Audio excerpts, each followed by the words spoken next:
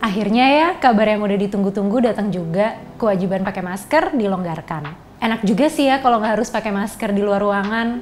Bisa hemat stok masker, nggak perlu bawa banyak cadangan masker lagi kalau pergi keluar. Tapi kira-kira orang bakal terus pakai masker nggak ya? Soalnya walaupun awalnya untuk alasan kesehatan, masker punya fungsi yang lebih kompleks. Mulai dari fashion, kepercayaan diri, sampai kultur anak muda di suatu negara. Jadi kira-kira gimana masa depan masker pasca pandemi? Itu yang akan kita bahas di Newsroom 63B kali ini. Silahkan subscribe YouTube Tirto dan follow Instagramnya, biar kamu nggak ketinggalan isu-isu yang menarik dan tentunya relate buat kita semua.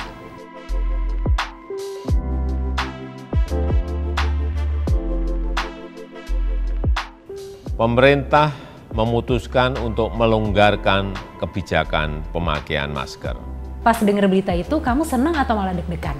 Presiden Jokowi bilang barang siapa yang nggak punya penyakit bawaan nggak wajib pakai masker di ruang terbuka, asal tempatnya nggak rame. Aturan ini muncul karena Jokowi nganggap situasi pandemi di Indonesia sedang terkendali. Coba kita lihat temuannya Satgas Covid. Mereka bilang sejak awal April, tren penambahan kasus COVID-19 harian di Indonesia menurun drastis. Kalau menurut Ketua Satgas Penanganan COVID-19 ID, Profesor Zubairi Jurban, positivity rate di Indonesia sekarang di bawah 3%. Kasus aktifnya juga berkurang banyak. Selain itu, jumlah kematian sepanjang April sampai Mei turun hampir 90% dibanding sebelum-sebelumnya. Kalau udah begini, kira-kira masker tetap akan kepake nggak ya? Kalau di barat sana sih udah ada riset soal ini ya, terutama soal pemakaian masker fashion. Masker fashion adalah masker non-medis. Biasanya dilansir sama brand-brand fashion. Contoh gampangnya kayak yang dibikin Anna Sui, Christian Siriano, atau brand-brand terkenal lain. Mei tahun lalu, lembaga penelitian Euromonitor Internasional mempublikasikan temuan bahwa masker fashion berpotensi jadi aksesoris yang bikin orang makin nyaman sama penampilannya. Dan tren masker fashion bakal terus muncul beberapa tahun ke depan. Riset itu juga nyebut kalau tetap ada orang yang milih untuk beli masker berkualitas buat jaga-jaga kalau kewajiban pakai masker diketatkan lagi. Jadi, produsen masker fashion dengan harga premium bakal ada terus selama mereka konsisten bikin produk yang utamain desain dan kenyamanan. Dan nggak menutup kemungkinan juga buat perusahaan-perusahaan masker fashion premium untuk mengupayakan sertifikasi produk. Sebenarnya sih kalau kita lihat lebih dalam, fungsi masker bukan cuma untuk urusan kesehatan dan penampilan bagus aja. Politico pernah menerbitkan laporan soal para remaja di Korea Selatan yang pakai masker fashion biar terkesan misterius dan trendy. Katanya pada tahun 2020, siswa SMA di Korea Selatan sering pakai masker hitam bermotif gigi yang sering disebut masker sakun. Masker sakun itu jadi tren setelah personel boyband Korea Big Bang pakai masker sakun pas mereka selfie. Sebenarnya foto-foto selfie itu dibuat tahun 2008, udah lama banget. Tapi di akhir dekade 2000-an, banyak influencer di Korea Selatan yang niru gaya selfie tersebut. Dan itu bikin masker fashion jadi ngetren. Kalau ngomongin soal perlindungan wajah, masker juga bisa diandalkan. Soalnya masker juga nutupin wajah berjerawat dan melindungi dari polusi udara.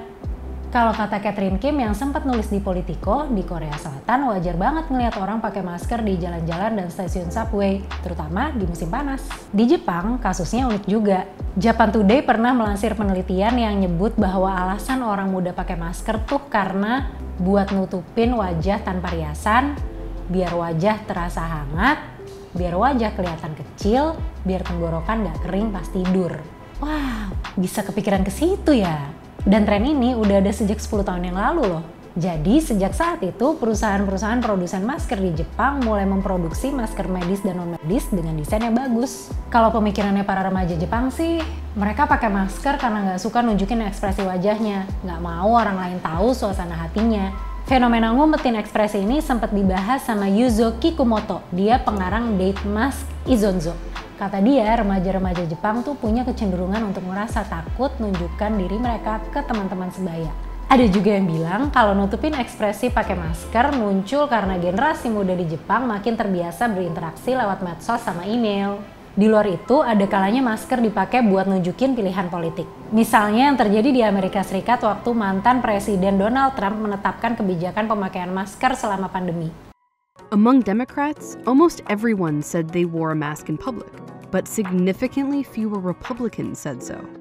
Realitanya, publik malah nggak jadi fokus soal betapa pentingnya masker untuk kesehatan. Tapi malah pakai masker sebagai tanda untuk mendukung aliran politik atau politikus tertentu. Dan itu bukan hal baru ya. Elina Frabinovich-Fox, pengajar sejarah perempuan dan gender di Case Western Reserve University, pernah bilang, penggunaan masker sebagai statement politik udah terjadi sejak 1918, atau masa di mana AS sedang dilanda pandemi flu Spanyol. Waktu itu pemerintah AS nggak satu suara soal kewajiban pemakaian masker. Jadi beda daerah, beda kebijakan. Terus di masa itu ada juga anggapan kalau pakai masker dianggap lemah dan diasosiasikan sama perawat di rumah sakit. Anggapan itu otomatis bikin kaum pria cenderung nolak pakai masker. Sampai-sampai harus dibuatkan iklan yang nyebutin kalau masker itu identik dengan tindakan patriotik karena nyelamatin hidup orang lain. Nah, setelah iklan itu tayang, baru deh para laki-laki mau pakai masker. Politico sempat ngutip pendapat Soma Fasaha, pemimpin LSM We in the World. Katanya perilaku memakai masker orang-orang Asia kayak Jepang dan Korsel itu cenderung lebih baik. Karena mereka udah terbiasa sama ajaran tanggung jawab moral untuk saling jaga satu sama lain. Dengan kata lain, pemakaian masker juga ada kaitannya sama kultur. Dan faktor itu juga yang bakal bikin orang-orang tetap pakai masker setelah kita melewati masa pandemi. Oke, kalau menurut kamu sendiri gimana? Setelah pandemi pakai masker nggak? Share di kolom komentar ya bareng alasannya juga. Silakan subscribe YouTube Tirto dan follow Instagramnya. Terima kasih dan sampai ketemu di Newsroom 63B edisi berikutnya.